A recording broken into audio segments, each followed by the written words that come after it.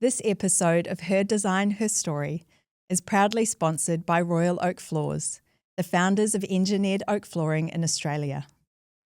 Elegant yet durable, practical yet luxurious, Royal Oak Floors have formed the foundations of inspiring Australian architecture and interior design for over 20 years, with flooring products that are uniquely tailored to Australian lifestyles.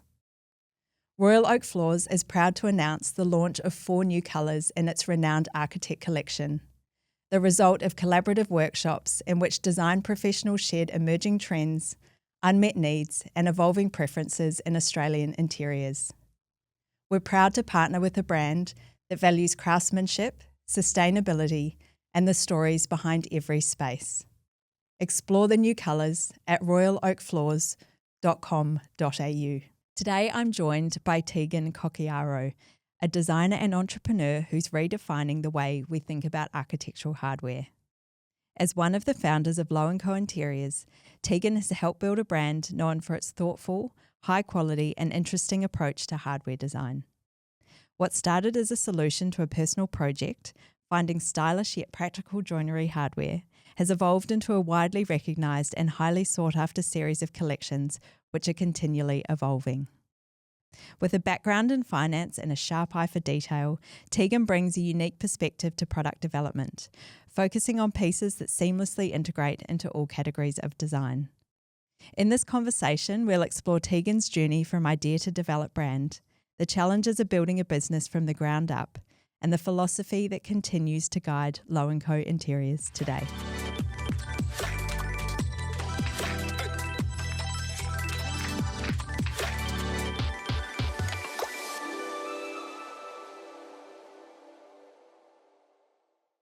Teegan, welcome to Her Design, Her Story. Thank you so much for joining me from Sydney today.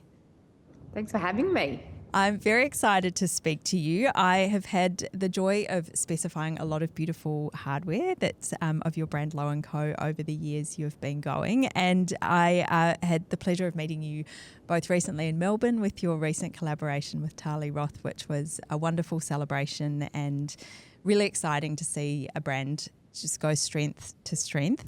I do find it particularly interesting though, because I know you come from quite a different career background, I guess from that sort of design pathway. Could you talk me through the original career pathway that you followed when you finished at school? Yeah, so I spent probably 15 years in corporate finance working for media companies Oh, wow. in Melbourne and in London. And then when I finally made the move back to Adelaide, I reconnected with Arielle, and we had been friends for years and met in art class, and I sort of always had that yearning to get into something more creative. And then sort of took the plunge to make a change. Evolve from there. So when you, that very first pathway for you, did you study law and commerce? Yeah, so I studied law and commerce, and Yeah. then kind of moved interstate and started working with media companies, and it was really fast paced, and I loved it, that kind of thing. I think that background has been so beneficial for me. Just within building the business. The creative comes really easily to me, and it's probably something that I always should have gone into. But having that background has just made everything else, so much easier.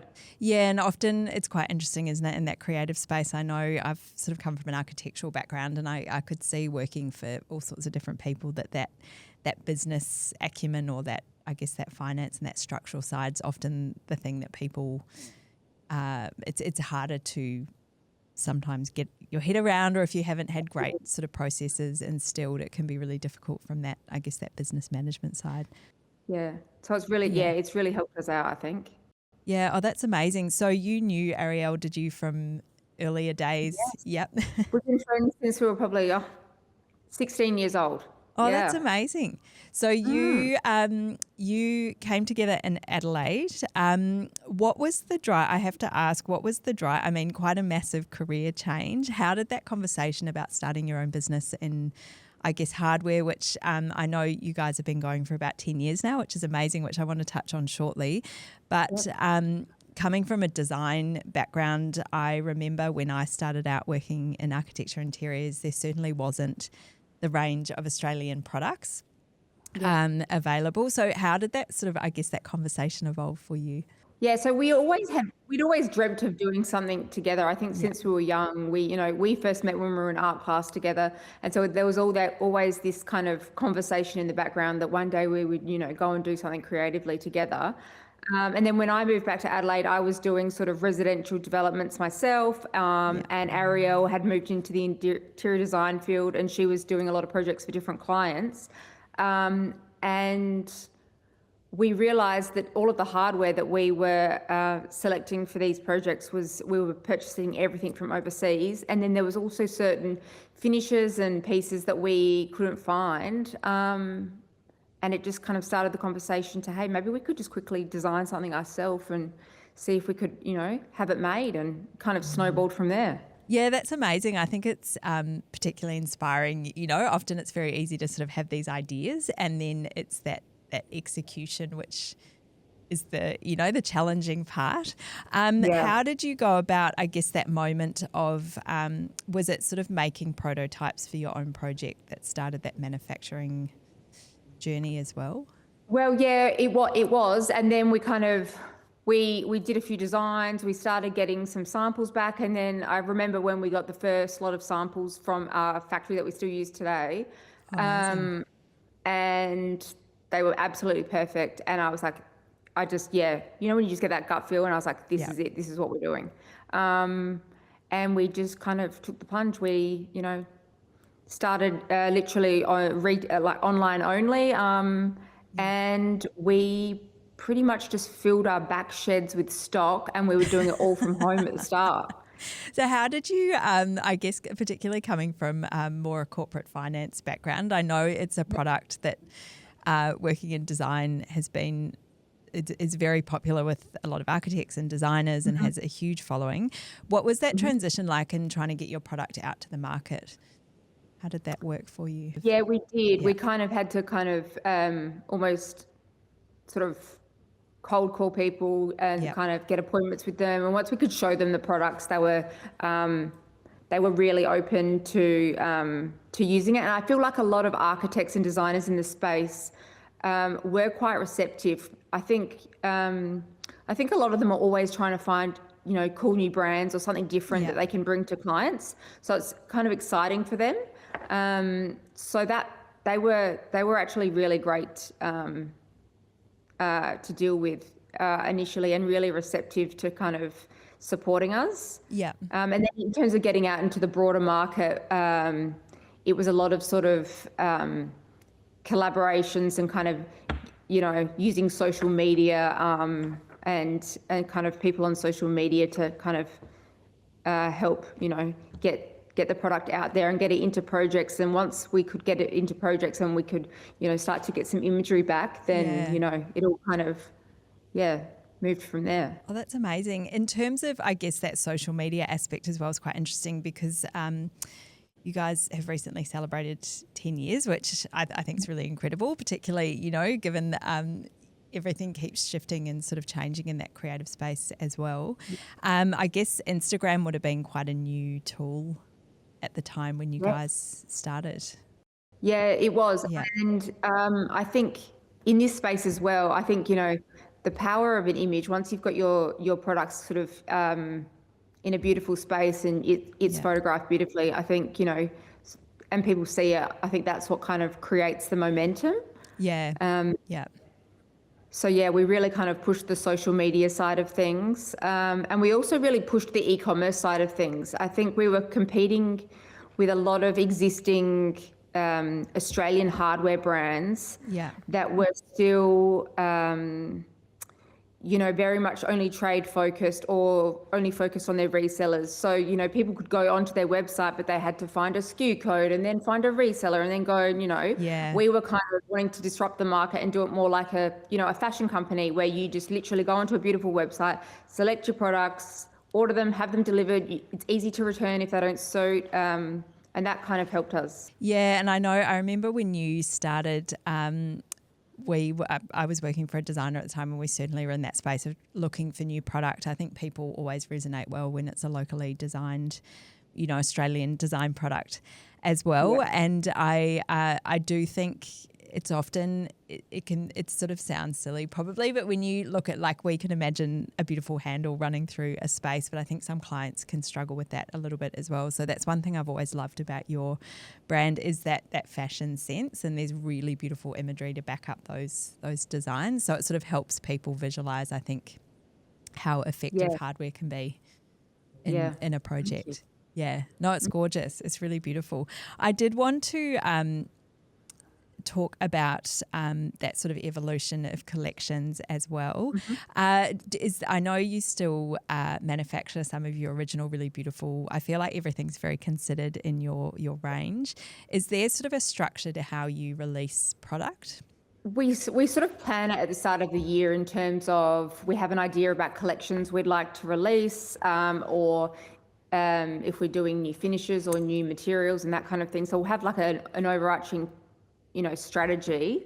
And then if we're also doing collaborations, which we've kind of been doing here and there with designers and that kind of thing, we make sure that we are really spacing them out and not doing too many to kind of give everything its, I guess, its own time. Yeah. Oh, no, that's really interesting. And I guess that evolution of finishes as well. I was specifying some of your beautiful handles recently, and I noticed that sort of range of finishes is increasing, which I guess, does that sort of reflect a bit of what's happening in design? Yeah, it does. generally? And, I guess as we're kind of, as we've grown, there's always new finishes coming in, and we're always experimenting with new finishes, and just listening to what the market wants. There's a lot more that we've got in the range now, which, which ages beautifully and that kind of thing, which people weren't as receptive to probably 10 years ago.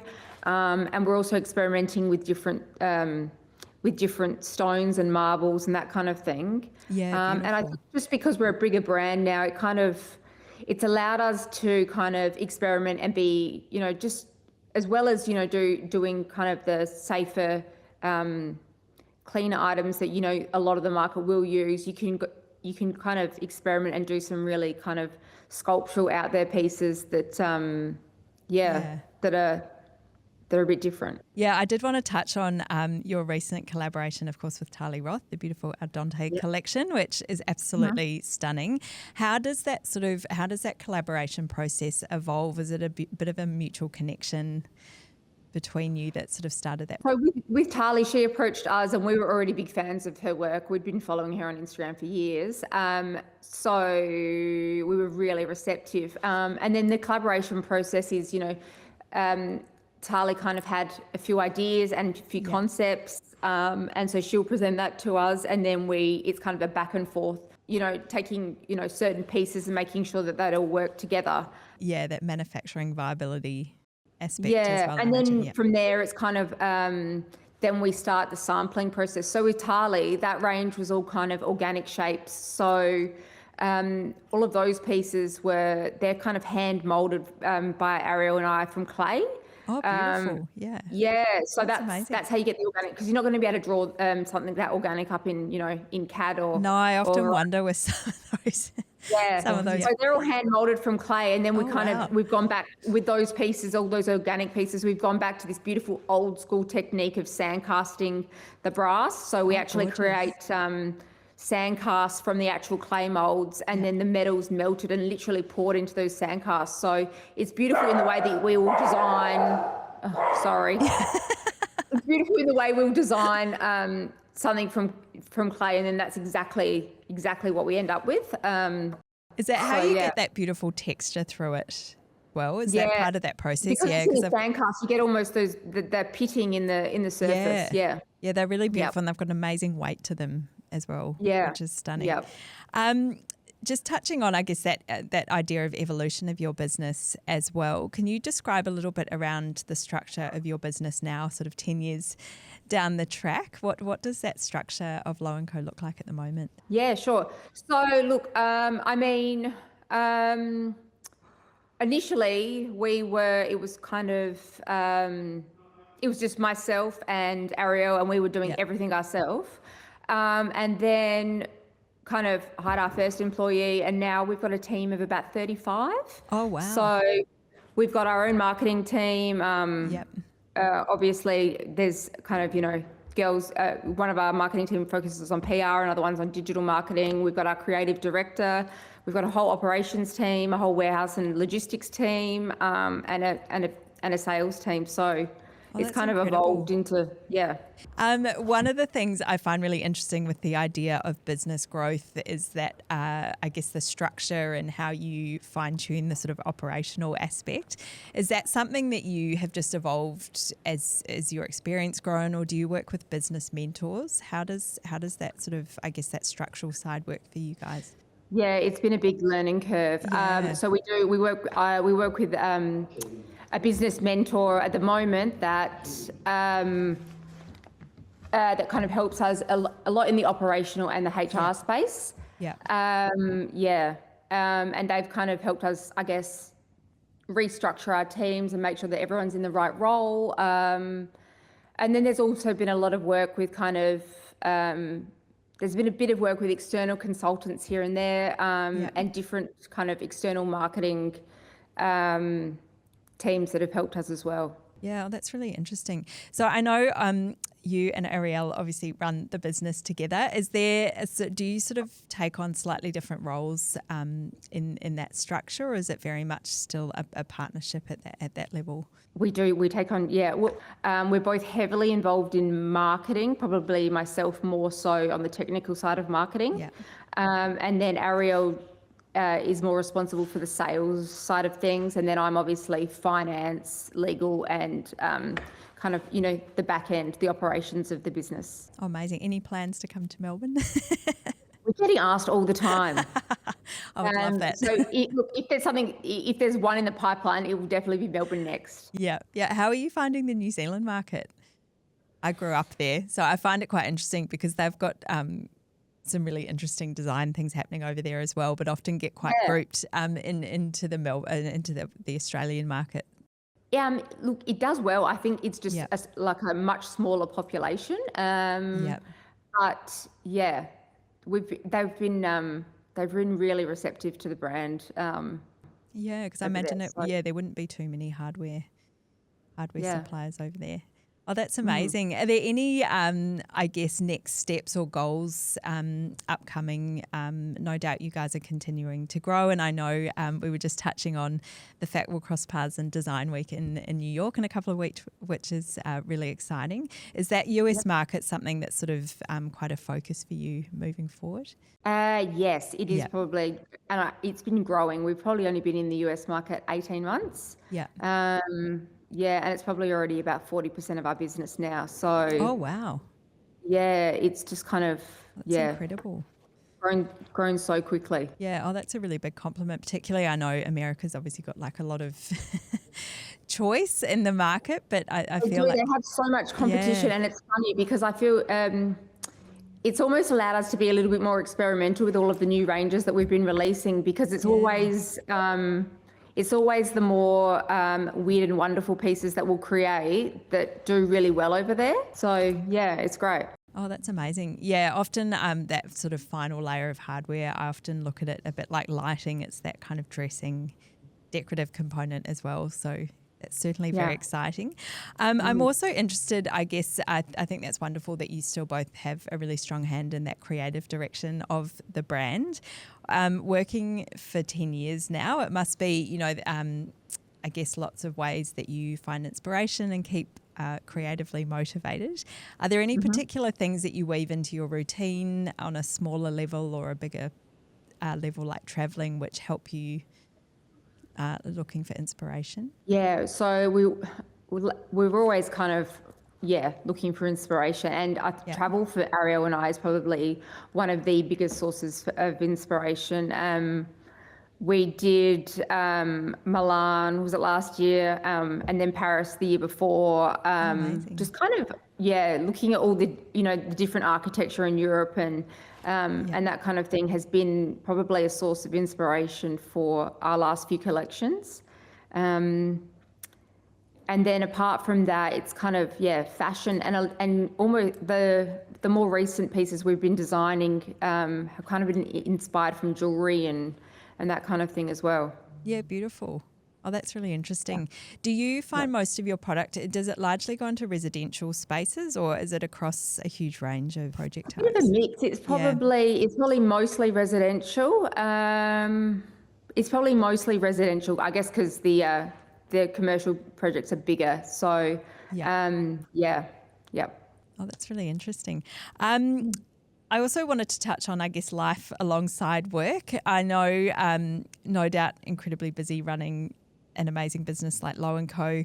How do you find that boundary between work and life? Is it quite a blurred boundary, or do you have any ways that you, I guess, try and give yourself that space? Yeah, it is quite a blurred boundary, but I guess because I'm so passionate about it, and I'm so passionate about the business. I think when you're doing something like that, it doesn't even feel like work, and we've got such a great team. Oh, that's amazing. So yeah, it's almost a pleasure to get in there every day and work. And Arielle and I kind of work so well together. So but yeah, life is very busy, and I've got 2 young children, so kind of managing it all. Full on. Yeah, A bit of a and there's joke. been a lot more travel, with the US growing so much. So there's always that kind of travel element, and then it is it's busy. evolving process. I did want to ask as well, I think what's been quite interesting in some of these conversations is, I guess, reflecting back on some of the skills that, people possess, which have really helped create that really successful environment around them. And as I said at the start, I think it's always so inspiring to hear when someone's had an idea and actually really executed it with so much passion as you both have with Low & Co. Are there any key attributes that you feel have really helped you in the evolution of the brand, and I guess having that success over 10 years as well? I think the fact that Arielle and I work so well together creatively, we are kind of so aligned, and I think that has been great. It's funny because even when I go to buy clothing, I'm having to tell her what I'm about to buy first, because I know that she'll go and buy the same thing. Like, we are literally that aligned.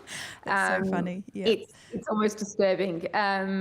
So that's been really helpful. Yeah. We've been lucky in terms of the team that we have built over the years. They are, they're amazing, and the managers of each of our departments are just, a lot of them have been with us for well over 5 years now. Oh, wow. And they've helped us to grow the business, so much. So I'm so grateful for them. I think that's kind of been the key. Yeah, amazing. Also, a credit to both of you that, I think so much of that, the creative space is about relationships as well, isn't it? That sort of rapport with the team, and everyone finding real joy, I guess, in the work they're doing, which is amazing. Yeah. Well, I'm very excited to see what's coming. Before we wrap, I just wanted to jump into her edit and ask you some quick questions about where you're at. I'm interested with this one. Can you remember the first design-related purchase you ever made, whether it was a piece of furniture or an artwork? I remember I was really young, and I've still got it now. It's this big old antique dining table. Oh, beautiful. But I was living in a tiny apartment and it literally would not fit up the stairwell, or we couldn't get it in there. And I was adamant that I was keeping it. I've still got it in my home today. So I had to pay for storage on it for probably 5 years before I could finally use it. I love that. And I guess the antique tables don't come apart like some of the ones we have now. Are there any design-related items that you're currently coveting, whether it's fashion or furniture?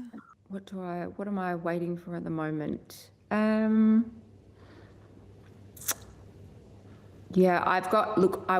dream purchase at the moment is this new sofa, this new Edra sofa that I would love, beautiful. But it's just, I can't justify it with my young kids. So that's probably, a future purchase.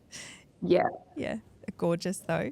Next travel destination, actual or aspirational? I know we touched on New York, which is coming up. Yep. Yeah, that's our next. That's our next one. Yep. New York for Design Week over there, and we're exhibiting at a fair. So that's our next one, which we're very excited about because that city inspires me so much. Yeah. And then after that, I really would love to go to Brussels. I keep getting told every time I'm in Europe that is the place to go.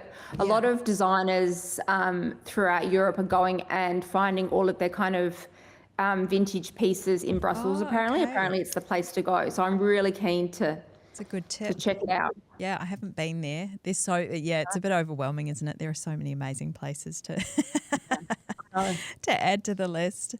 Do you have a favourite creative icon, living or legend? Who do I find inspiring?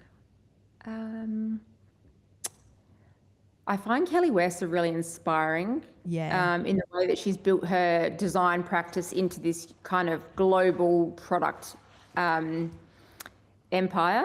Yeah, she's I phenomenal. think she's probably someone that I think is unbelievable.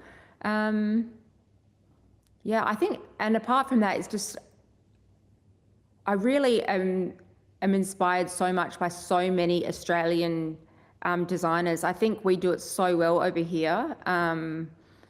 You know, when you look at like the Vogue Top 50 list and everyone, the projects that some of these Australian designers are doing are incredible. And I think, you know, best in the world. And it's funny when we go to New York and we see all these designers that throughout the US, they just kind of rave about everything that's going on in Australia. They just think it's the coolest place and we're doing the coolest projects. Oh, that's good. And I kind of agree.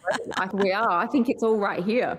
I know it's really evolved a lot as well. And I think it was interesting. I was at a talk recently where the Sightline talk that Dana Tomic Hughes gave, which was really insightful, sort of her, I guess, culmination of thinking around years of looking at a lot of design.